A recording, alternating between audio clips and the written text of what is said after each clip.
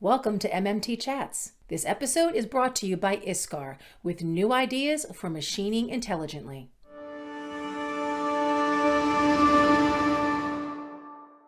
MMT followers, I'm Christina Fuges with MoldMaking Technology, and my guest on today's MMT Chat is Nick Kellogg with a company called Yak Attack. Nick is one of our MoldMaking Technology's 30 under 30 honorees. Hello, Nick, and congratulations. Hey, thank you. I'm happy to be here. All right, so let's start off. I have to ask everybody, how does it feel to not only be nominated, because we ended up receiving a lot of nominations, but to be nominated and then to be selected as one of our 30 under 30 honorees? It feels really good. You know, it's kind of working back in the engineering. It's kind of a little hole where we go and we produce all these molds and we make some really cool stuff. And our company specifically in the kayak fishing industry is, I mean, top of the line. If you talk to somebody who knows kayak fishing, they know Yak Attack, and that's really cool to see that kind of community response to it. I'm not usually at the forefront of that, really. You know, I go to some trade shows and things like that, but I don't necessarily get a lot of that kind of, positive feedback usually. So being able to say, hey, we do cool stuff. We make really cool products at the end, but what I've been doing in the back is really an interesting thing and, is worthy of recognition is really cool. So I was really happy when Luther said that he had nominated me for it, just because, it's nice to know you're appreciated in that sense. But then to find out that I had won it, I was one of the honorees. That's, good kind of just from an industry standpoint. That like, I'm doing cool things. I love it. All right. So speaking of what you're doing, why don't you explain a little bit about who Yak Attack is and your current, what do you do every day? What's your current position? So my current position, I'm the engineering manager. So here at Yak Attack, we manufacture accessories for kayaks. So we don't make the actual boats themselves. Somebody else is making those and then selling them on to the customers. We make everything that makes it a fishing kayak. So the difference between kind of, paddling around in a lake or taking a trip, something like that, and rod holders, tackle storage, your cup holders, all of that sort of stuff to set it up to really like trick it out. We do that. And we're very innovative in that industry. We do a lot of different things from other people that then the kind of the industry follows as a whole later. We came up with a track system, for instance, that you can kind of quick change accessories on and off your boat. We kind of pioneered that, and then everyone else, for the most part, a lot of people still use our track. We do it as OEM manufacturing for kayaks. They mount it, then people mount our accessories later. But other people have started, they come up with their own track systems, and then we adapt to work with theirs as well. So we kind of go both ways on that. But that's what we do. So it's consumer goods. It's consumer goods for the outdoor industry. Yeah, I love it. We do all of our own manufacturing, start to finish. We do as much made in the U.S. stuff that we can. A lot of the hardware isn't, for instance, just no one's really making screws in the U.S., stainless steel screws in the U.S. anymore. But we do all of our own mold making. We shoot all of our own molds except one, because we don't touch PVC. We have somebody nearby who does that for us, but we made the mold for them. We do all of our own assembly, packaging, shipping, marketing, design, all of that stuff ourselves. We have our own design team designing the products. So if we can, we do it with stuff here in the States. So that's kind of been a big part of the drive, and what's kind of helped my career here, because we're not shipping our stuff over to China. We're not having molds made somewhere else. We're doing it, and we can get very, very quick turnaround time. So we're constantly innovating and coming up with new and interesting products. And if we think of a small change, like, oh man, we could really blow the industry up and do this really interesting rod holder that no one's ever done before. Why not try it? Make a mold. We'll have a mold in.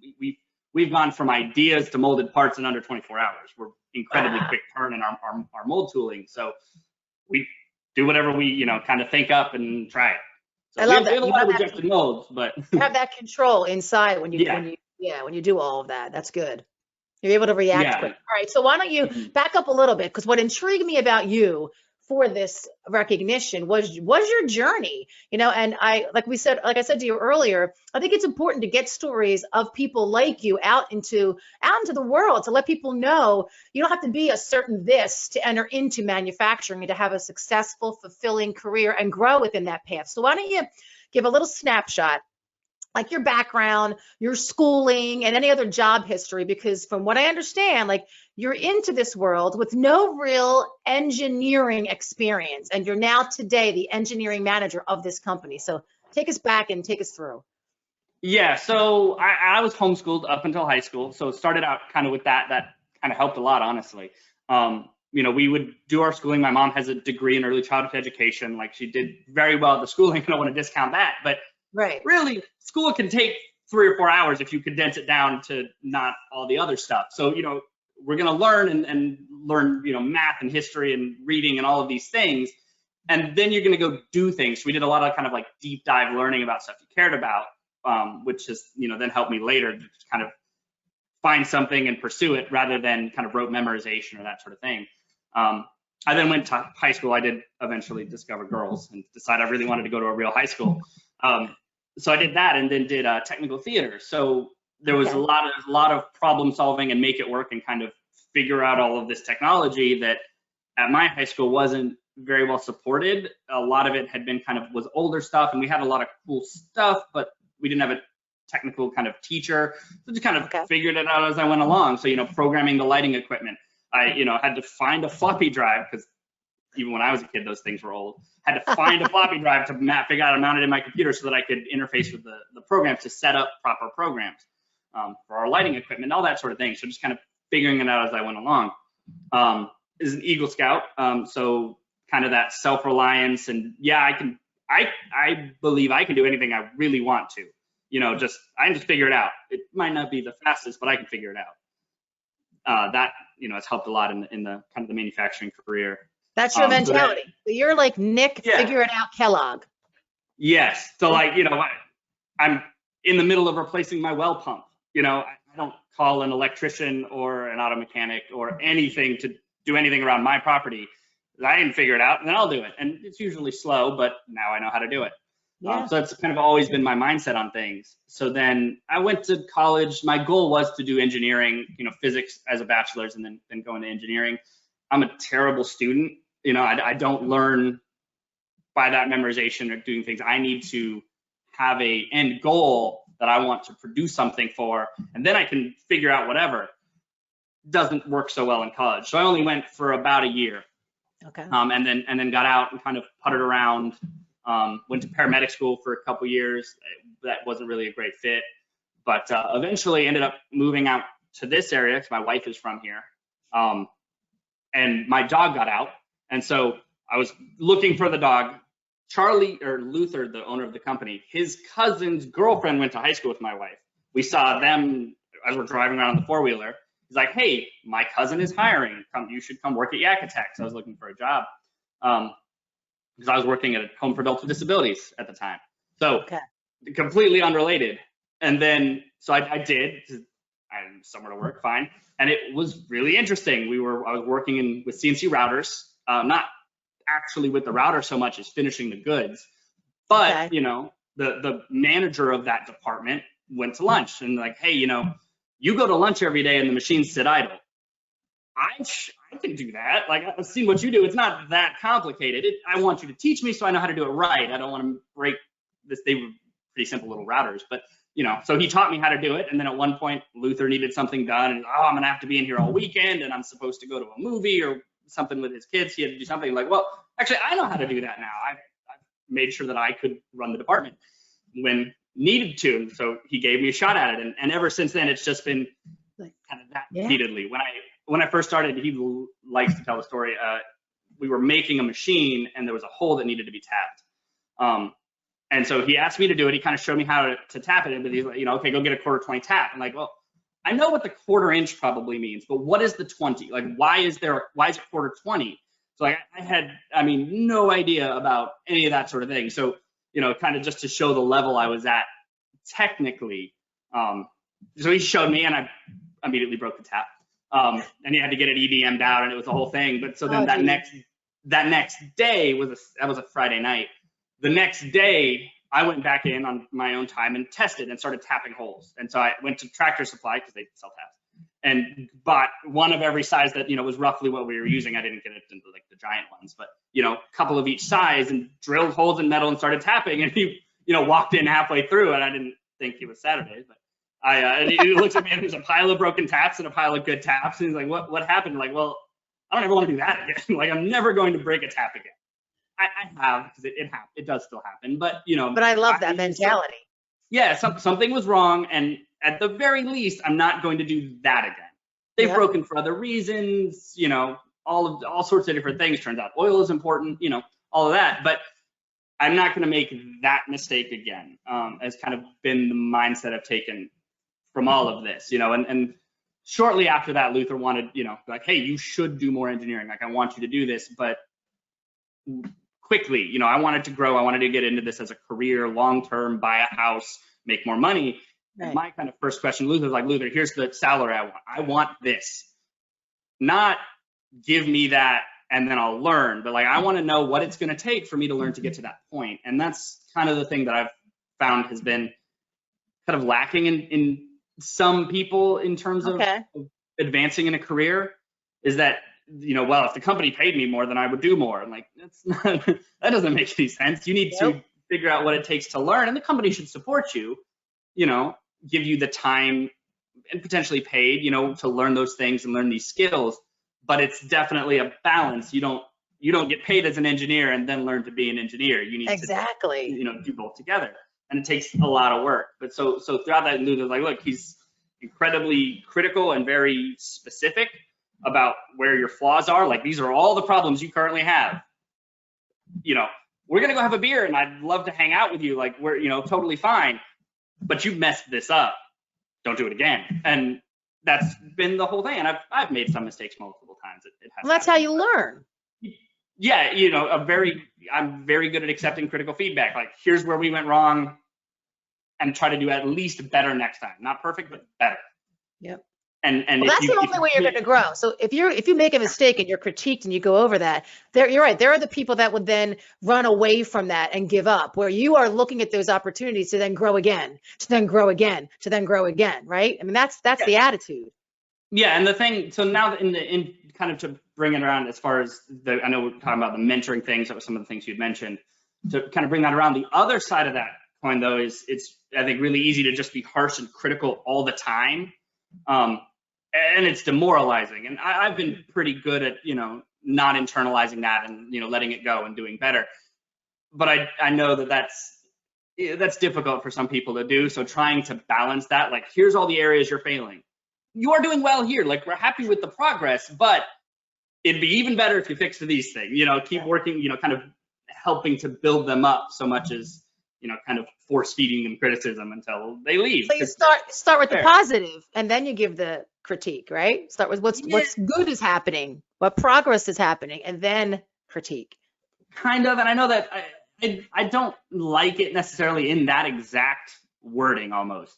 Because I've heard that before. Oh, you gotta, tell them something good and then give them the criticism. But it makes the good thing feel cheap. I see it really more just give, hey, you did good. Oh, this was a failure. They can be divorced from each other. You can, here's when you're doing well, and here's when you're doing, I'm going to tell you both, not necessarily, sugarcoating the critique so that you're happy, I think people know that's what you're doing, I can see that. Yeah. So what has been your number one challenge so far in this at Yak Attack? Oh, I'm not a morning person. That's probably my biggest challenge. I would be happy to work 10 to 6, 7, 8, every day. I'm not, but manufacturing is, and I get why with the 2 shifts and, it's good, but I'm not a morning person. That's been a fairly minor challenge, but I'm not the most. That could be a big one. Yeah. And I go through periods where I'm better and then worse and that sort of thing. But I've always been willing to put in late hours to make up for it. I don't, come in and then leave early. But the other biggest kind of challenge that I've personally had just with engineering and everything is, you get a problem and I can fix the problem. And if I get a bungee and some stuff and here's your fixture, it's working again. I can, quickly diagnose and solve a problem. Sometimes the follow-up, the kind of wrapping it up, and instead of producing something that works but is rough, producing something that's nice and finished and done is kind of my problem. I'm really good at setting up a really great system. We do that a lot at YakAttack, setting up a system for machining, for instance. Okay. You know, here's the checklist so that, you know, we can have people making molds, and we've done it a couple times. We can have somebody making molds in 2 or 3 months and start to finish, not necessarily doing the design work, but they're, you know, prepping the billets and machining and checking all our tolerances, you know, and approving them for production and then handing them over with no background in machining whatsoever. Here's how you do it. We do a lot of fixture plates and some interesting technology CNC wise that way, but none of us are trained machinists. Well, one guy is, but he doesn't even make molds. You know, our mold making department is entirely a YakAttack kind of process. We look at it like, all right, we don't know what we're doing, and we need to do something so simple, even we can do it. And we did. And now we can produce molds in under 24 hours for full production, 8 multi-cavity. We're doing all aluminum, which does help. But nice. you know, we can do that. Now I'm back on track. The system. So I'm fairly good at creating these systems. I'm not the best at then following them myself. So a little more, you know, I made it. I know how this works. I don't need the checklist. I tend to do that. Not to say that I make mistakes and things like that because of the lack of checklist, but I've been doing this for 5 years now. So I might not do that. And then people are like, hey, why do I have to do it if you don't? Like, well, do it for 5 years and then you don't have to. I made this. I know it. I had a little bit of a problem. With that. We'll let that slide. So what do you think up until now has been, we'll say, your proudest moment? So Luther, the owner of the company, started a sister company making the kayaks. So we, you know, we're OEM manufacturer. We do lots of work for kayak companies. This was one of them. They wanted some help making the initial prototype molds for a trade show.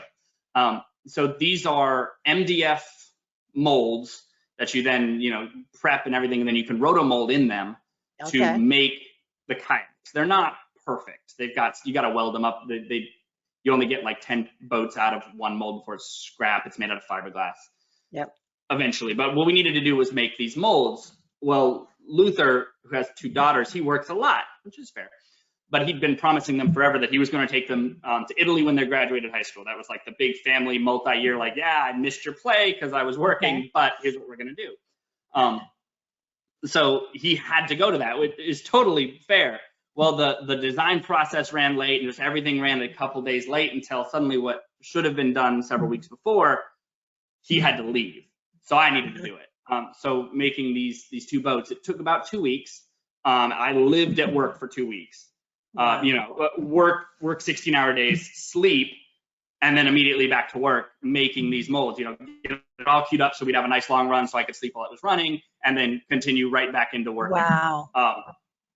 And it was incredibly difficult. We made the deadline barely. I mean, like the truck was supposed to get there to ship it down to his other company, and like I was putting the finishing touches, you know, deburring edges and getting it all correct.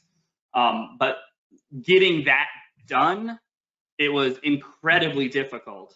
I mean, it took a huge amount of effort, but at the end of it, I made this, you know, it was this, you know, and this was kind of and this was kind of right at the end of my engineering learning arc to management, you know, kind of everything after that was more, you know, kind of the department. And I still do, I was grease on my shirt from where I was machining just before coming to this. I still do a lot of that because it's super fun to make stuff.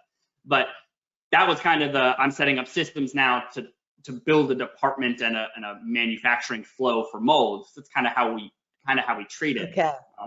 That this is the process, and molds just flow through, and that's how we make, 10, 11 molds a week on our different machines. So that was kind of the end of that, and it was just a really nice kind of capstone to this brute force effort to build these cool kayaks. And I mean, I've still got one of the original prototypes. They ended up scrapping all of them after the trade show because they're, they use them for testing and fitting and stuff like that. But then they got proper molds made. But I still have one of those bolts mounted up on the wall in my barn. Just as a you should. Awesome. Yeah. It's full of holes, and it's poorly molded and everything. It's a prototype mold, but it's awesome because I made it. What was Luther's reaction to this being done while he was away? Oh, he felt horrible. Yeah, no, he apologized so profusely. He brought me back. But was he impressed? But oh yeah, no, he was very happy. He knew I could do it, you know, because at that point we'd had several other projects that were very similar. Yeah, you know, where like there's, you know, our business kind of does that, kayak fishing. It's the springtime industry. Yep. Our sales have a massive curve and dip. So springtime, you're constant, always there. Then it gets to be the winter and you can go hunting whenever you want because we're kind of, you know, you kind of balance out those hours, you know, kind of front load your year sort of thing. So, you know, lots of vacation time in the fall. But so you know, we definitely knew it was, we sat down and we kind of figured out the plan, like, yes, this is doable. You know, so he knew I could do it, and he was very, very, you know, apologetic that he had to take this trip, which is totally fair. I don't blame him for it at all. But, you know, we had to get it done. He knew I could do it, and so, you know, having that faith in me was fantastic. That's awesome. Actually accomplishing it was great because it's a, you know, this awesome trade show.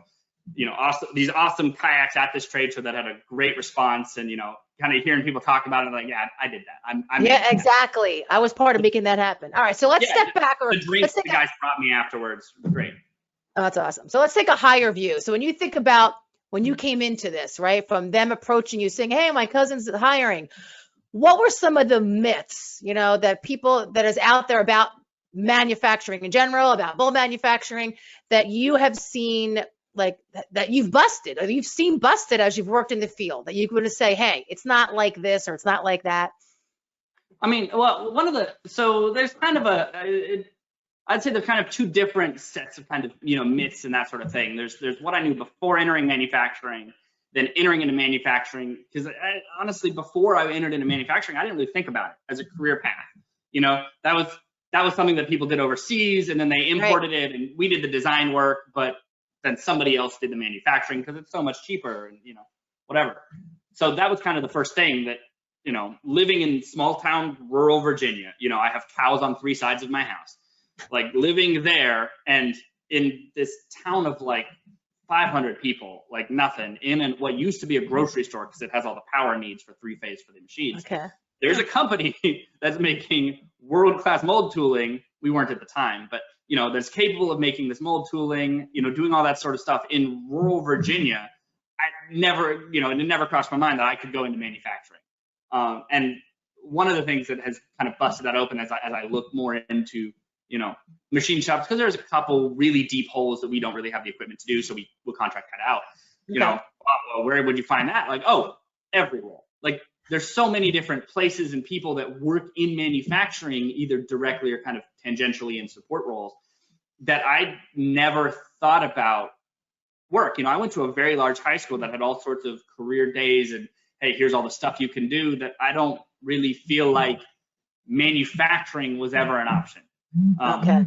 You know, you go to college, maybe if you wanted to become an engineer, eventually you could get into that sort of thing, but it's really the white collar design kind of side of engineering and manufacturing that was kind of pitched. Oh, aerospace, you know, maybe you could design jets, like that was about it. So that was kind of before I worked in manufacturing, when I never thought about manufacturing, it was that. Okay.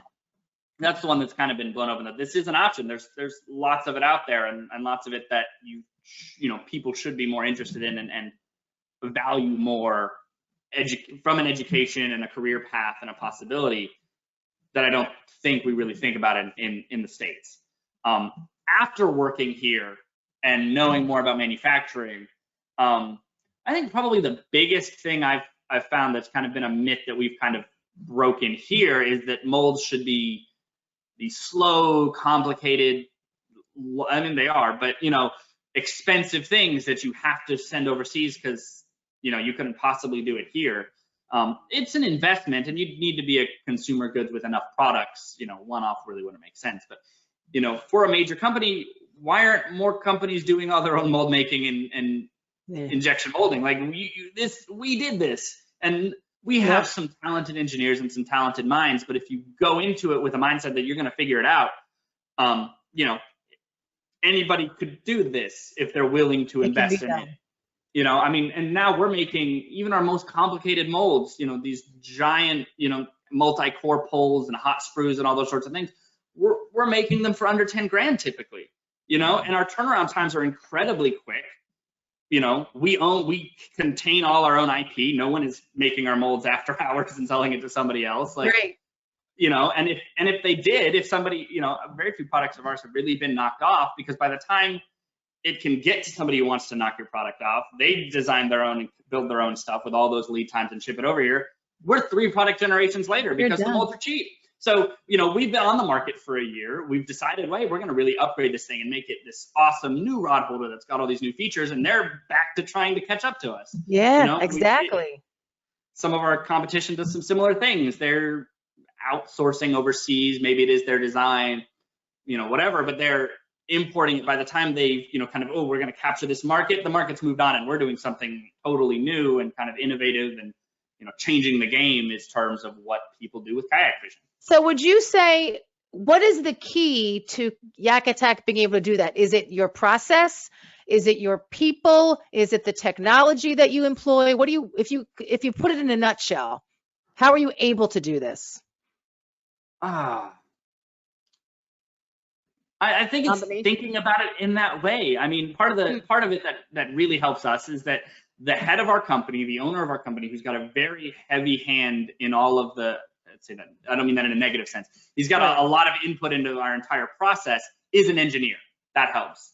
Yes. You know, so when I say, hey, it'd be really great if we bought a $100,000 EDM machine because look at all the stuff it could get us.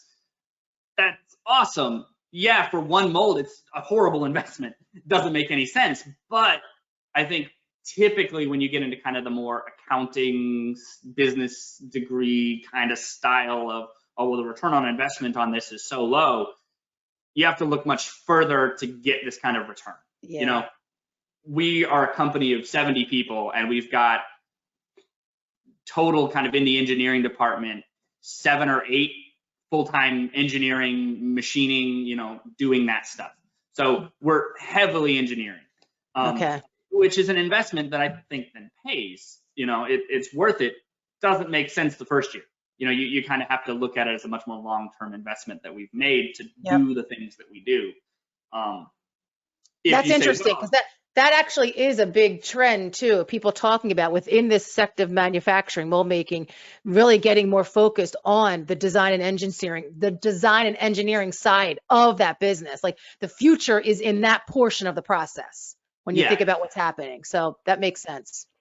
Yeah, trying to get it to where you control the entire flow of it. Yeah. Rather than, well, we come up with an idea and we send it out and then they break it and send it back to us. You know, all the time we have, you know, 2 product designers, they come with ideas and like, hey, we want to do this. I'm like, that's just not moldable. You know, that's not really like, you know, sure I can, but man, what if you know, when you can talk one-on-one with, when you can put the product designer and the mold designer and the machinist and the injection mold, you know, operator in a room and all look at a design immediately, not over Skype and worrying about, you know, time zone in Shenzhen. Like just right now, we're going to quickly talk about this and figure it out. Great. Now you've got a better, quicker part that everyone likes, you know, and you know, not our sales and marketing guy who's like, oh, you can't do that because this is what the customer wants. You know, we're very, very customer focused in all of our conversations. So you're able to quickly do that sort of, that kind of product review analysis, get it back over to MoldMaking, make some changes, you know, so we'll iterate. Very collaborative, right? Collaborative constantly and upfront. All right, so let's fast forward. It's the big one. Where do you see yourself in 5 years? Man, I don't continuing to work here, and at the very least with Luther, you know, we get along in such an incredibly effective way with everything that we've done so far. You know, I want to do the next Yak Attack, you know, and I want to make the next thing and continue to do machining and mold making. So, you know, I fully want to own a business where on the weekends I also machine stuff for it because it's fun to make things. But figuring out what it is, you know, I have lots of different hobbies and things that I'm interested in. You know, injection molding is such a universal kind of technology for basically everything. Oh, yeah. Doing that, but with something else, you know, and I've thought of a couple different things where I'm like, oh, that'd be, and then start to do a little bit of cost analysis in the business, like that just doesn't work. It's just fine. I'll figure something out with that. But then, you know, either grow it into my own thing or kind of help YakAttack to do it, kind of continuing that here. I think I love it. really, yeah. You sound like that personality that whatever you decide to do, you're just going to get it done and you're going to do it, and probably help create jobs for other people down the line is what it sounds like, right? And that's something that we, you know, have done so heavily here. YakAttack and is great. Is the, you know, we've brought in manufacturing back to Farmville. So we're literally across the street from Carbone where Luther started. They employed, I don't remember how, like 100 something people building these carbon brushes for the automotive industry mainly. They left. I mean, they went to Mexico with a lot of their production. Mexico, China, you know, they're still around, I believe, but they shipped it all somewhere else. Where we're working, the building we're in currently, we moved into a newer building recently. Used to be a shoe factory. They used to actually sew shoes here back in a while back, 70s, I think. One of our molding techs used to make shoes here, which is, you know, an older guy, and he remembers we were talking about it. He's like, oh yeah, that's where the compressors used to be. Like, oh, cool, that's why that makes sense now. But so, you know, we're bringing jobs back into the area. You know, and like I mentioned, machine shops, we do a lot of our own work, but occasionally we don't do a lot of sheet metal work. Well, we need an enclosure built, so we go to the machine shop down the road that does that, and they have one up for us. Or, you know, deep hole drilling, we, you know, kind of continue to build and support these local industries that we want to keep around. We need those. Eventually, you don't, they'll be gone. And exactly. All right. So speaking of that, all right, so here's my final question to you. So speaking of, you know, promoting this industry and providing jobs at some point, if I asked you for your sales pitch, right, to sell mold making as a career to kids in high school, what is your quick, down and dirty sales pitch to get them at least intrigued to look at it as an option? I mean, showing them something cool. So, you know, I'm from a rural area. Well, not originally, but that's where I live now. A lot of guys are out into hunting and fishing and doing that sort of thing. You can make that stuff. Like, you know, their QAD is a giant archery company that makes some really cool stuff for bow hunting and that sort of thing. They've got you know, they were started, at least in part, by one of Luther's friends who was also at Carbone. That place is all the engineers, when they left, they're all still around. So, you know, you can go make that stuff. You can go make that stuff tomorrow, and it's free training. You don't have to pay you don't have to go wildly in debt to start working there, and you make stuff. Making stuff is awesome. Like, I think there's something that has been kind of lost to a certain extent about that as a career path and something that kids should strive to. Like, I agree. You know, no, you need to be a graphic designer, marketing guy. They're useful. I don't mean to crap on them too heavily. I get it. You know, that sort of mental kind of, if you're doing something with your hands, you really should have done better. You know, we're gonna diss the guy, the garbage collector guy, because he didn't go to college, even though he's making more than most of your college graduates. Exactly. And that's job security. There's always trash. But, you know, so, you know, you make stuff. People should make things. And it's wonderful to have that sense of satisfaction at the end of the day that I created something that people liked and that people wanted. And here's the thing. It's not kind of an ephemeral idea. It's a product. Here's my thing. So that's, you know, on the one side, there's the enjoyment of making things. And then American manufacturing is technology based. It has to be. And it should be. We have a highly educated, you know, competent workforce that can do these sorts of interesting jobs and adaptability. We shouldn't rely on brute force labor. Yep.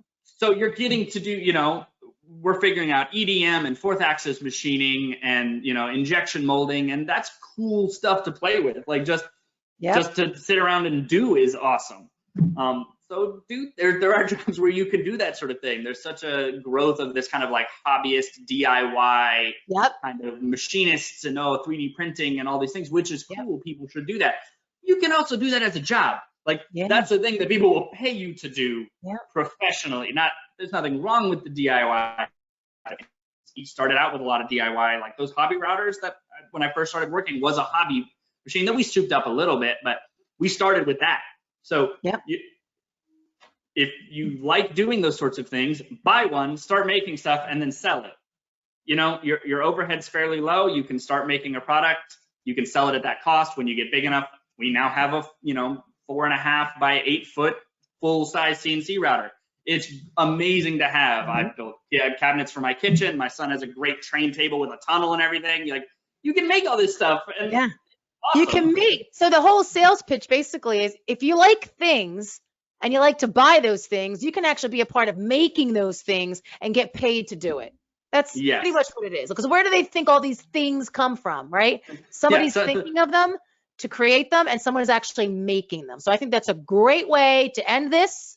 Congrats again. Look for this feature online and in our printed magazine in June. So I want to thank you again, Nick, for your time with me today to give a little background on who you are to everybody out there. So thank you. Perfect. Well, thank you very much for the opportunity. I like talking about this stuff, so it was a great opportunity to talk about the things that I do that are frankly pretty cool. Awesome. All right. And to everybody out there watching, remember, for everything mold making, visit moldmakingtechnology.com. Stay safe and healthy, and more importantly, stay informed and stay inspired.